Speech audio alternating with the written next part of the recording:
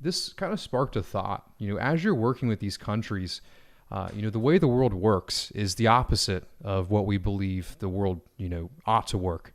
So when you're speaking with, these governments, do they often focus a lot on, centralization? What you guys are trying to do is, bring people up from the ground, but at the same time, include decentralization, or another good example is world mobile. So from the ground, they're including encryption. So we're trying to, build a better world.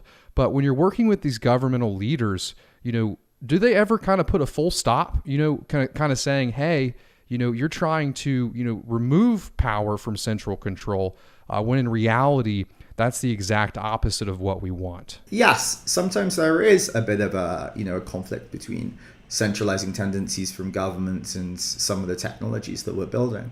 I think the first thing to say is that you shouldn't be too much of an ideologue. Frankly, the fact that governments are starting down a path of digital transformation and including blockchain is really a massive step forward, and something that many people wouldn't have seen years ago. Then you combine with the fact that it takes a while for people to get used to systems. So is it okay if parts of the system are still centralized, if parts of it are actually decentralized? Well, that's a trade that I would accept, given the fact that I believe we're heading in the right direction. So, for me, you've got to also live in the art of the possible. We're doing amazing things. The space is changing so quickly. So of course, I think it's fair that governments have an education period where they get used to things and they get comfortable with it. Yeah, and I agree with that completely. Even Cardano is inherently centralized until we have Voltaire completely out. And there's huge advantages to that. We can all, kind of move at a faster momentum because of that. But I was really kind of speaking about, malicious intent, really, and not just centralization. Have you spoken with governmental leaders that, it seems that there is some malice there? In these technologies that you're building, are they trying to use these technologies for control? Have you ever ran into that? I think a lot about this. Hopefully not to put too much of a downer on the conversation, but, in the genocide in Rwanda, one of the things which helped enable it to happen was the fact that you sort of had Hutu or Tutsi written on your driver's license. So, when there was this pogrom and, you had millions of Rwandans killed, it was based on the fact that there was an identity program by the government which was capturing ethnicity. So yeah, I do think about what our red lines are, what systems I don't want to build, and frankly, we don't build them. If we're going to be capturing fields like ethnicity, then I'm sure there's other companies out there which are going to be interested in doing that, but we're not one of those. So I do think about it. I've never been asked to do anything which would be malicious or where I see serious risk, but I don't think that you should be in this space if you don't think about that seriously, to probably get libeled. But I saw an instance of Palantir in Africa where I could just tell that they didn't have the same approach towards standards that we did.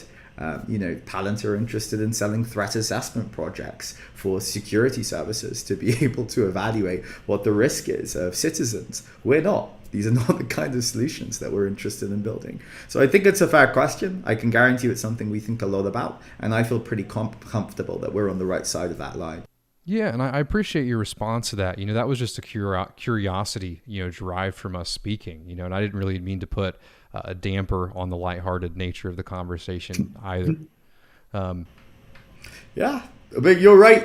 Frankly, this is serious stuff. You're building identity systems for nation states. It deserves to be dealt with seriously. Mm-hmm. And I've noticed, in the United States, and, this is definitely a perk of Africa, is that, you can often build infrastructure faster. But, in the United States, once something is in place, a lot of these foundations and infrastructure are built on top of the precedent that was set. So that's kind of my worry with cryptocurrency is, if it's not right in the beginning, then we're just, a whole world of bad things can happen as more things are built on top, and you can't just remove the foundations that were set. We still use TCP protocol from, the 1970s, with no encryption.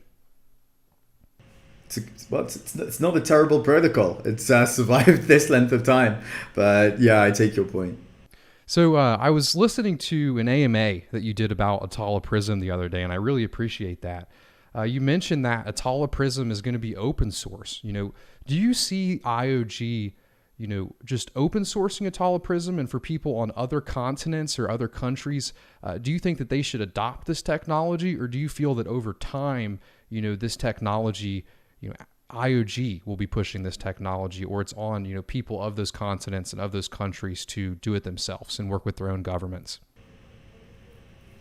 Yeah, our philosophy as a company is to hold no patents, and we want to open source everything. So Atala Prism will eventually be open sourced. At the moment, what we're figuring out is when, and also trying to do the basic work of getting our documentation up to scratch, making sure like our sandbox environments look good. So there's a lot of work which needs to go into making this sort of ready for public use, but it is going to happen, right? That is part and parcel of the plan. Yeah. Yeah. So, do you feel that, the public in their jurisdictions will have to, push this technology along? Or do you feel that over time, IOG is going to expand from Africa to other continents as Oh, I well? see. We're definitely going to do that. We already have, as some stuff going on in Mongolia, in Georgia. What we're going to be doing is then putting together regional strategies for, Southeast Asia, and, trying to replicate some of the successes that we've had from, the Africa model, and adapt them and apply them towards other regions. Because, of course, Southeast Asia is a very different environment from Africa. So, we'll put together good teams who've got the right expertise to be able to help lead those efforts. But yeah, of course, it's in scope. Just because we started with Africa doesn't mean we're going to end there. Yeah. Yeah. Thank you for that. Thank you for that. What is the 5G or the 5-year plan for the rollout in Africa? I don't know why I want to say 5G, but the 5-year plan. So for us, it's really going to have to be around handing over the torch from input output towards something that's more scalable. So, we have these high level targets of we want 100 million users using Atala Prism. We want this many nation states using our system. We want a Cardano nation where all infrastructure, is built on Cardano in a single country. Well, this isn't going to happen with just us. So what we need to have is, flourishing communities in all of the countries we want to operate. We need to have development companies in 5, 6 different countries in Africa who can actually build the solutions based on the technology that we're putting in. So that's really about it for us. If we want to scale, then we have to start engaging in a broader community, and it can't just be us anymore. So yeah, that's what it would be for me, a thriving ecosystem of partners, developers, people doing BD in each of these countries who can really leverage our technology and make a dent in the billion unbanked, which is our mission statement. Yeah, that's incredible. And I really think that is the model to achieve the exponential growth that you're looking for. It reminds me of World Mobile. They can't do it themselves, and they quickly realize that. So the only way is to allow other people to help them in their mission. Absolutely.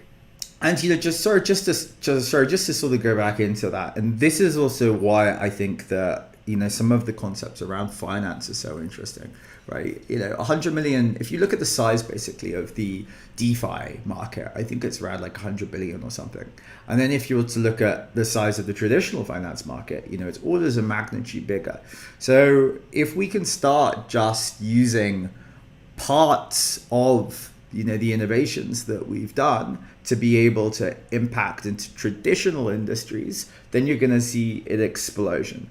And this is why I always go back to remittance. If you've got a zero cost transaction transfer value, which is like immediate, and as I say, without really any cost associated with it, and you've got identity, well, you've just like destroyed all of the remittance market. If I can send money from one country to another, with our identities on both sides, and that's immediate and that's free, well, yeah, that is what remittance is about. So we're starting to build the sort of foundational tools of all of these things. And, when Hydra comes out, then we'll be ready for business. So that's where I start to see just ginormous amounts of value being transferred onto Cardano. And that's sort of a global game-changing concept. So that's what I'm excited for. Awesome.